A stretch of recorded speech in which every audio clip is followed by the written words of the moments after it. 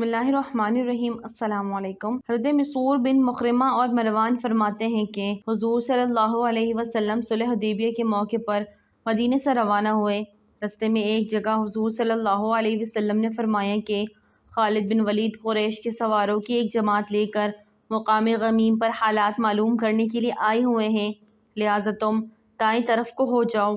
اللہ کی قسم حضرت خالد کو حضور صلی اللہ علیہ وسلم کے قافلے کی خبر اس وقت ہوئی جبکہ یہ لوگ عین ان کے سر پر پہنچ گئے اور انہیں اس قافلے کا غبار نظر آیا۔ جب حضرت خالد کو پتہ چلا تو انہوں نے گھوڑا دوڑا کر قریش کو آپ کی مدد کی اطلاع دی۔ حضور صلی اللہ علیہ وسلم چلتے رہے یہاں تک کہ جب آپ اس گھاٹی پر پہنچے جہاں سے مکہ کی طرف راستہ جاتا تھا تو آپ کی اونٹنی بیٹھ گئی۔ اس اونٹنی کا نام قصوہ تھا۔ لوگوں نے اسے اٹھانے کے لیے عرب کے رواج کے مطابق ہل ہل کہا، لیکن وہ بیٹھی رہی تو لوگوں نے کہا کہ قصوہ اڑ گئی ہے، قصوہ اڑ گئی ہے۔ آپ نے فرمایا کہ قصوہ اڑی نہیں ہے اور نہ اس طرح اڑ جانا اس کی عادت ہے، بلکہ اس کو اسی ذات نے روکا ہے جس نے ہاتھیوں کو روکا تھا، یعنی اللہ نے۔ پھر آپ نے فرمایا، قسم ہے اس ذات کی جس کے قبضے میں میری جان ہے، کفار مکہ مجھ سے جو کسی بھی ایسی تجویز کا مطالبہ کرے گی جس سے وہ اللہ کی قابل احترام چیزوں کی تعظیم کر رہے ہوں گے، میں ان کی ایسی تجویز کو ضرور مان لوں گا۔ پھر آپ نے اس اونٹنی کو چھڑکا تو وہ فوراً کھڑی ہو گئی۔ پھر آپ نے مکہ کا راستہ چھوڑ دیا اور وادی حدیبیہ کے آخری کنارے پر پڑاؤ ڈالا جہاں ایک چشمے میں سے تھوڑا تھوڑا پانی نکل رہا تھا۔ صحابہ اس میں سے تھوڑا تھوڑا پانی لینے لگے تو تھوڑی دیر سے سارا پانی ختم ہو گیا۔ صحابہ نے حضور صلی اللہ علیہ وسلم سے پیاس کی شکایت کی۔ آپ نے اپنی ترکش میں سے ایک تیر نکال کر دیا اور فرمایا کہ اس چشمے میں گاڑ دو۔ صحابہ نے وہ تیر اس چشمے میں گاڑ دیا تو جب تک صحابہ وہاں رہے اس چشمے سے پانی جوش مار کے پھوٹتا رہا اور صحابہ اس سے خوب سیراب ہوتے رہے۔ حضور صلی اللہ علیہ وسلم اور صحابہ کرام وادی حدیبیہ میں ٹھہرے ہوئے تھے کہ اتنے میں بدیل اور بن ورقہ اپنی قوم خزاعہ کی ایک جماعت کو لے کر آئے اور یہ لوگ اہل تہامہ میں سے آپ کے سب سے زیادہ خیرخواہ تھے۔ انہوں نے کہا، میں قعب بن لوئی اور عامر بن لوئی کے پاس سے آ رہا ہوں۔ انہوں نے حدیبیہ کے چشموں پر پڑاؤ ڈالا ہے اور وہ لڑنے کے لیے پوری طرح تیار ہو کر سارا سامان لے کر آئے ہیں، حتیٰ کہ ان کے ساتھ بیاہی اور بچے والی اونٹنیاں بھی ہیں۔ وہ آپ سے لڑنا چاہتے ہیں اور آپ کو بیت اللہ سے روکیں گے۔ تو آپ نے فرمایا، ہم کسی سے لڑنے کے لیے نہیں آئے ہیں بلکہ ہم تو عمرہ کرنے آئے ہیں۔ ہم بہت حیران ہیں کہ وہ لڑائی کے لیے تیار ہو کر آ گئے ہیں، حالانکہ لڑائیوں نے تو قریش کو بہت تھکا دیا ہے اور ان کو بہت نقصان پہنچایا ہے۔ اگر وہ چاہے تو میں ان سے ایک عرصے تک کے لیے صلح کرنے کو تیار ہوں۔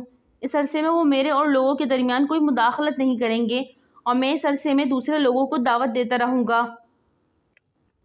اگر دعوت دے کر میں لوگوں پر غالب آ گیا اور لوگ میرے دین پر داخل ہو گئے تو پھر قریش کی مرضی ہے، اگر وہ چاہے تو وہ بھی اس دین میں داخل ہو جائیں جس میں دوسرے لوگ داخل ہوں گے، اور اگر میں غالب نہ آیا اور دوسرے لوگوں نے غالب آ کر مجھے ختم کر دیا تو پھر یہ لوگ آرام سے رہیں، اور اگر وہ صلح کرنے سے انکار کر دیں تو اس ذات کی قسم جس کے قبضے میں میری جان ہے، میں ان سے اس دین کے لیے ضرور لڑوں گا یہاں تک کہ میری گردن میرے جسم سے الگ ہو جائے، یعنی مجھے مار دیا جائے، اور اللہ کا دین ضرور چل کے رہے گا۔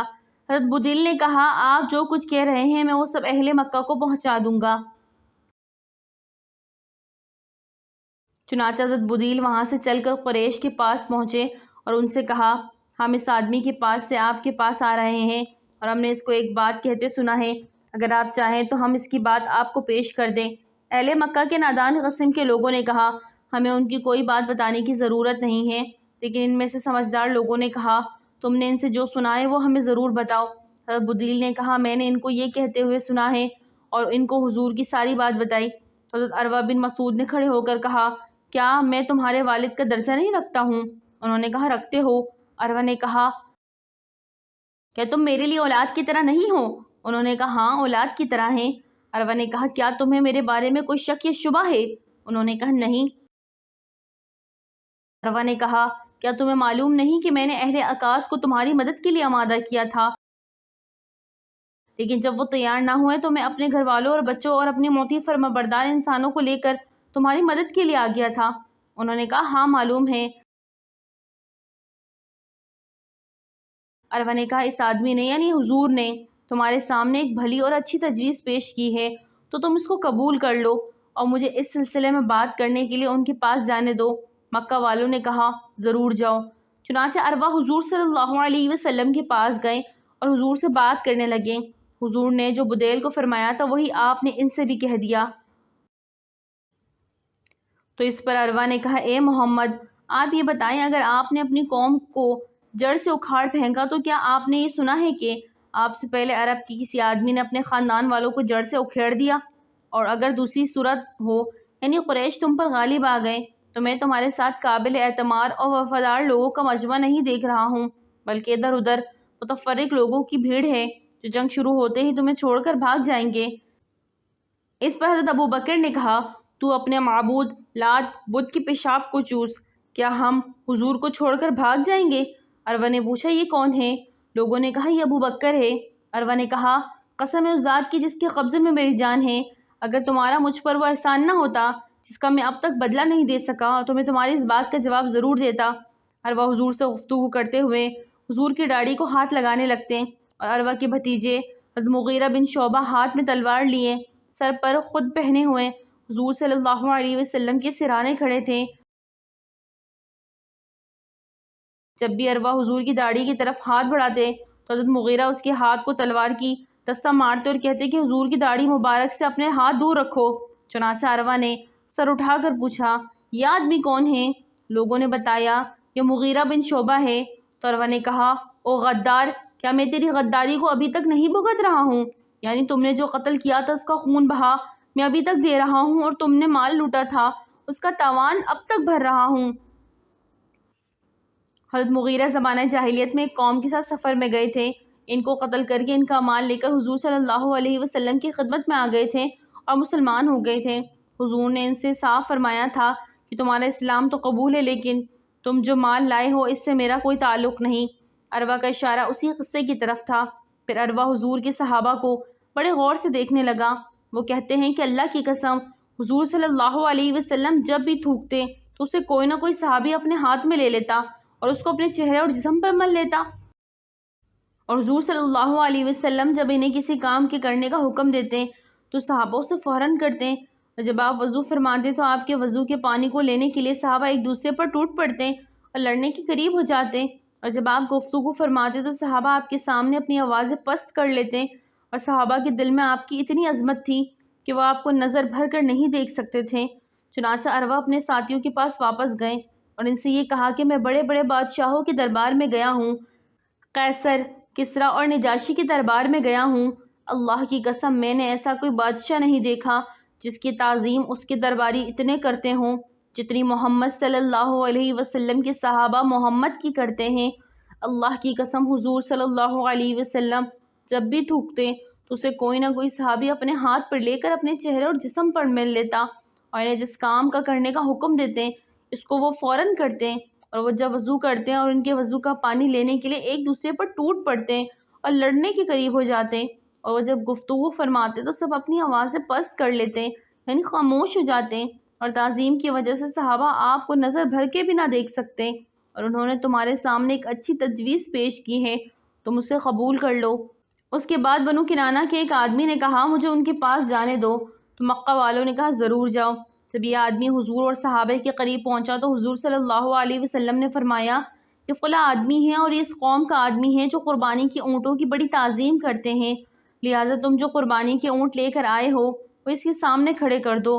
چنانچہ وہ اونٹ اس کے سامنے کھڑے کر دیے گئے اور لوگوں نے لبیک پڑھتے ہوئے اس کا استقبال کیا۔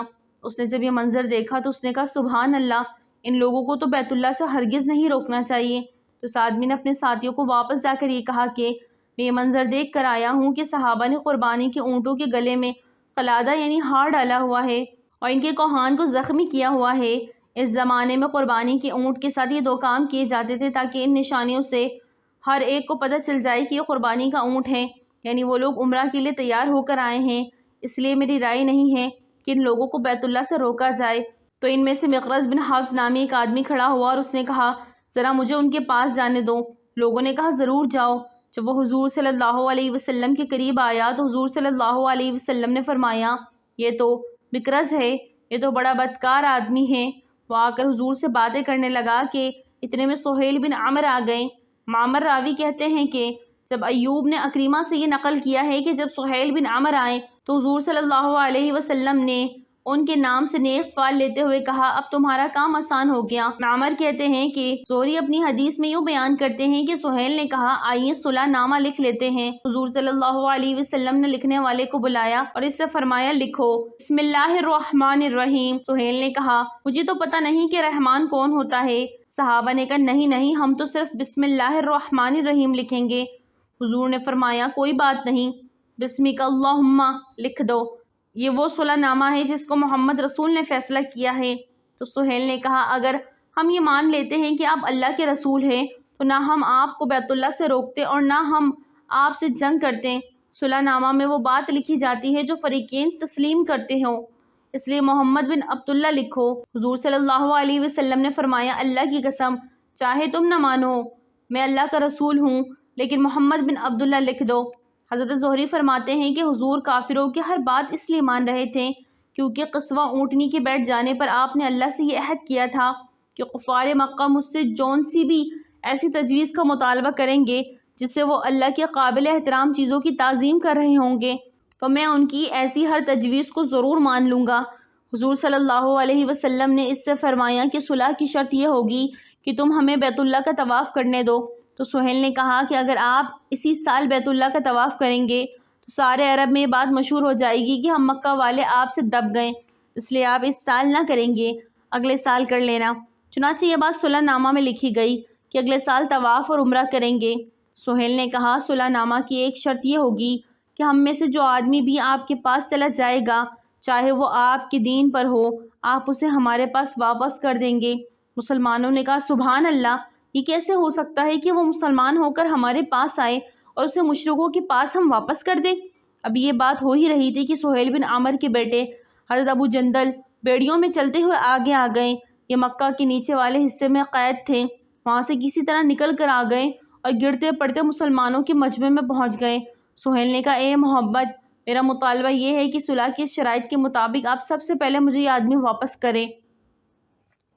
حضور صلی اللہ علیہ وسلم نے فرمایا ابھی تو اس سے صلح نامہ کی تحریر پوری نہیں ہوئی ہے لہٰذا ابھی تو معاہدہ نہیں ہوا۔ سہیل نے کہا اللہ کی قسم پھر تو میں آپ سے ہرگز صلح نہیں کروں گا۔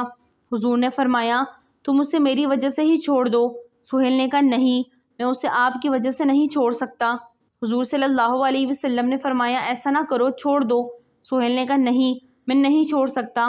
اس پر مکرز نے کہا اچھا ہم اسے آپ کی وجہ سے چھوڑ دیتے ہیں۔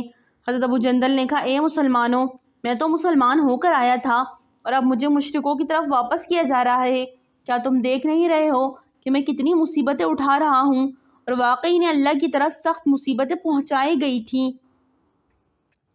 حضرت عمر فرماتے ہیں کہ میں نے حضور کی خدمت میں آ کر عرض کیا کہ آپ اللہ کے برحق نبی نہیں ہیں؟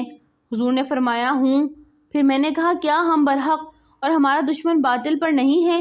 آپ نے فرمایا ہاں تم ٹھیک کہتے ہو۔ میں نے کہا پھر ہم کیوں اتنا دب کر صلح کریں؟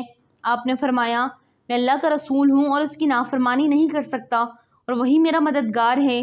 میں نے کہا کیا آپ نے ہم سے یہ نہیں فرمایا تھا کہ ہم بیت اللہ جا کر اس کا طواف کریں گے؟ آپ نے فرمایا ہاں میں نے کہا تھا، لیکن کیا میں نے تم کو یہ بھی کہا تھا کہ ہم اسی سال بیت اللہ جائیں گے؟ میں نے عرض کیا نہیں۔ آپ نے فرمایا تم بیت اللہ ضرور جاؤ گے اور اس کا طواف کرو گے۔ حضرت عمر فرماتے ہیں کہ میں حضرت ابو بکر کے پاس گیا اور ان سے کہا کہ اے ابو بکر کیا یہ اللہ کے برحق نبی نہیں ہیں؟ انہوں نے کہا ہاں ہیں۔ میں نے کہا کیا ہم برحق نہیں ہیں؟ ہمارا دشمن باطل نہیں ہے؟ حضرت ابو بکر نے کہا ہاں تم ٹھیک کہتے ہو۔ میں نے کہا پھر ہم کیوں اتنا دب کر صلح کریں؟ حضرت ابو بکر نے کہا اے آدمی وہ اللہ کا رسول ہے اور اللہ کی نافرمانی نہیں کر سکتے اور اللہ ان کا مددگار ہے، تم ان کا دامن مضبوطی سے تھامے رکھو، اللہ کی قسم وہ برحق ہے۔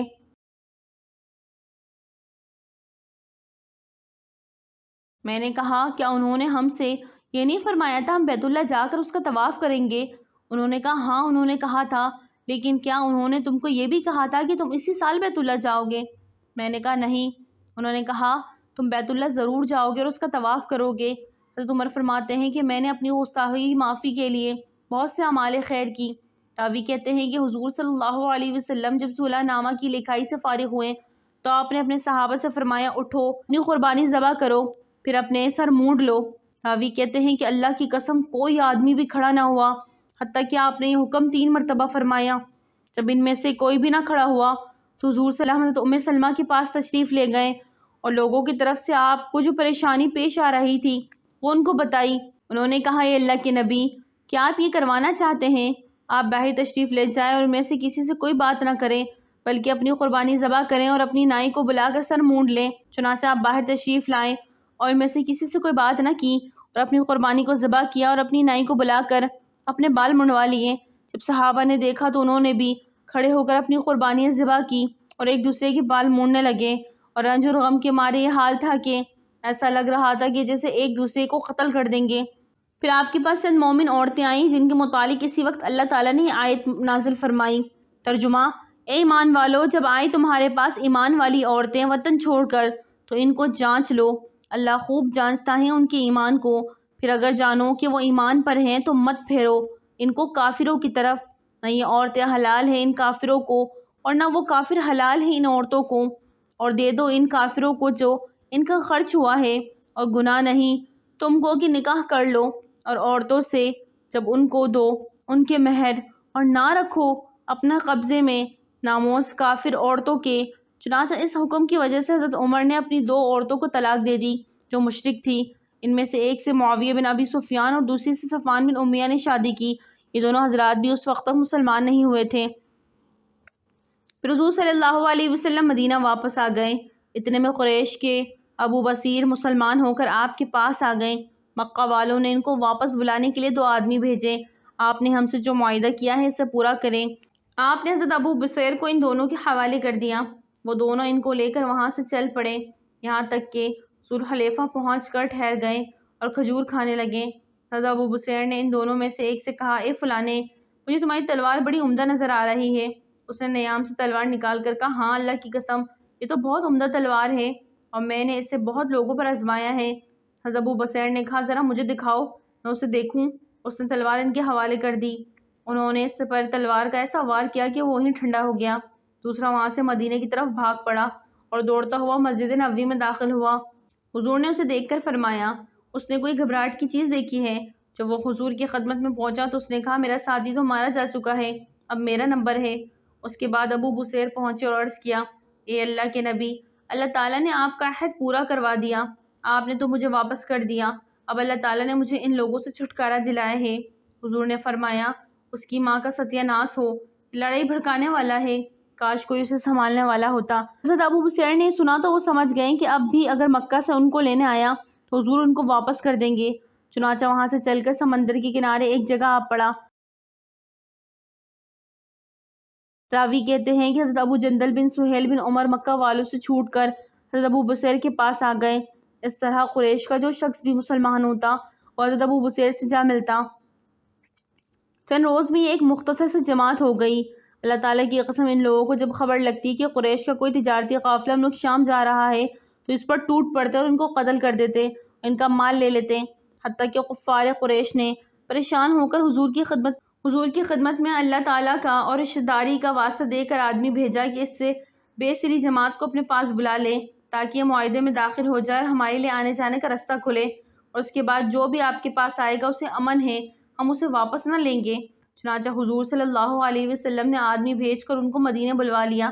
اس پر اللہ تعالیٰ نے یہ آیت نازل فرمائی۔ ترجمہ: اور وہی جس نے روک رکھا ان کے ہاتھوں کو تم سے اور تمہارے ہاتھوں کو ان سے بیچ شہر مکہ کے بعد اس کے تمہارے ہاتھ لگا دیے ان کو جب رکھی منکروں نے اپنے دلوں میں قد نادانی کی ضد۔ ان کافروں کی ضد یہ تھی کہ انہوں نے نہ تو حضور صلی اللہ علیہ وسلم کے نبی ہونے کا اقرار کیا اور نہ بسم اللہ الرحمن الرحیم لکھے جانے کو مانا، اور مسلمانوں کے اور بیت اللہ کے درمیان رکاوٹیں بن گئے۔ حضرت عروہ بیان فرماتے ہیں کہ صلح حدیبیہ کے موقع پر حضور صلی اللہ علیہ وسلم کے حدیبیہ میں قیام فرمانے کی وجہ سے قریش گھبرا گئے۔ حضور نے مناسب سمجھا کہ اپنے صحابہ میں سے کسی کو قریش کے پاس بھیجے۔ چنانچہ آپ نے قریش کے پاس بھیجنے کے لیے حضرت عمر بن خطاب کو بلایا۔ انہوں نے عرض کیا، یا رسول اللہ، آپ کے ارشاد پر عمل کرنے سے مجھے انکار نہیں ہے، لیکن میں اہل مکہ کے نزدیک سب سے زیادہ مبغوض ہوں۔ اگر انہوں نے مجھے کوئی تکلیف پہنچائی تو مکہ میں میرے خاندان بنو کعب میں سے ایسا کوئی نہیں ہے جو میرا دفاع کرے اور میری وجہ سے ناراض ہو۔ آپ حضرت عثمان کو بھیج دیں کیونکہ ان کا خاندان مکے میں ہے، تو جو پیغام آپ بھیجنا چاہتے ہیں وہ اہل مکہ کو پہنچا دیں گے۔ چنانچہ حضور صلی اللہ علیہ وسلم نے حضرت عثمان بن عفان رضی اللہ تعالی عنہ کو بلا کر قریش کی طرف بھیجا اور ان سے فرمایا کہ انہیں یہ بتا دو کہ ہم کسی سے لڑنے کے لیے نہیں آئے ہیں، ہم تو صرف عمرہ کرنے آئے ہیں اور ان کو اسلام کی طرف دعوت دینا ہے۔ اور آپ نے حضرت عثمان کو یہ بھی حکم دیا کہ مکے میں جو مومن مرد عورتیں ہیں، حضرت عثمان ان کے پاس جا کر ان کو فتح کی خوشخبری سنا دے اور ان کو بتا دے کہ اللہ تعالیٰ عنقریب قریب مکے میں اپنے دین کو ایسا غالب کر دیں گے کہ پھر کسی کو اپنا ایمان چھپانے کی ضرورت نہیں رہے گی۔ یہ خوشخبری دے کر آپ مکے کے کمزور مسلمانوں کو ایمان پر جمانا چاہتے تھے۔ راوی کہتے ہیں کہ حضرت عثمان تشریف لے گئے۔ مکہ کے راستے مقام بلدہ میں ان کا قریش کا ایک جماعت پر گزر ہوا۔ قریش نے پوچھا کہاں جا رہے ہو؟ انہوں نے کہا حضور صلی اللہ علیہ وسلم نے مجھے تمہارے پاس بھیجا ہے تاکہ میں تمہیں اللہ تعالیٰ کی طرف اور اسلام کی طرف دعوت دوں اور تمہیں بتا دوں کہ ہم کسی سے لڑنے نہیں آئے ہیں، ہم تو صرف عمرہ کرنے کے لیے آئے ہیں۔ حضور صلی اللہ علیہ وسلم نے فرمایا تھا۔ انہوں نے ویسے ہی ان کو دعوت دی۔ انہوں نے کہا ہم نے آپ کی بات سن لی ہے، جاؤ اپنا کام کرو۔ ابان بن سعید بن عاص نے کھڑے ہو کر حضرت عثمان کا استقبال کیا اور ان کو اپنی پناہ میں لیا اور اپنے گھوڑے کی زین کسی اور عثمان کو اپنے گھوڑے پر آگے بٹھا کر مکہ لے گئے۔ پھر قریش نے بدیل بن ورقہ خزائی اور قبیلہ بنو کنانہ کے ایک شخص کو حضور کے پاس بھیجا۔ اس کے بعد عروہ بن مسعود ثقفی آئے۔ آگے حدیث اور بھی ہیں۔ حضرت ابن عباس فرماتے ہیں کہ حضرت عمر نے فرمایا کہ حضور نے اہل مکہ سے دب کر صلح کی اور ان کی ساری باتیں مان لی۔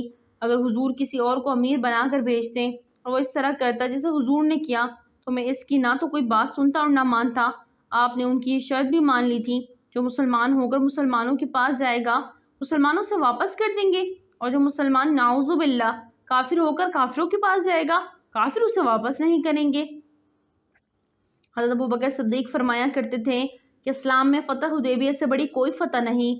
محمد صلی اللہ علیہ وسلم اور ان کے رب کے درمیان جو معاملہ تھا لوگ اسے سمجھ نہ سکے۔ بندے جلد بازی کرتے ہیں اور اللہ تعالیٰ ان کی طرح جلد بازی نہیں کرتا، بلکہ اپنی ترتیب اور ارادے کے مطابق ہر کام کو اپنے مقررہ وقت پر کرتے ہیں۔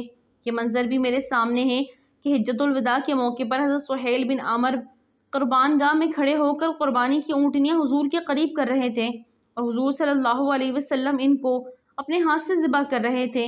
پھر آپ نے نائی کو بلا کر اپنے بال منڈوائے تو میں نے دیکھا کہ حضرت سہیل حضور صلی اللہ علیہ وسلم کے بالوں کو چن چن کر اپنی آنکھوں پہ رکھ رہے تھے، اور میں یہ سوچ رہا تھا کہ یہ وہی سہیل ہے جنہوں نے صلح حدیبیہ کے موقع پر بسم اللہ الرحمن الرحیم کے اور محمد رسول اللہ کے معاہدہ نامے میں لکھے جانے سے انکار کر دیا تھا۔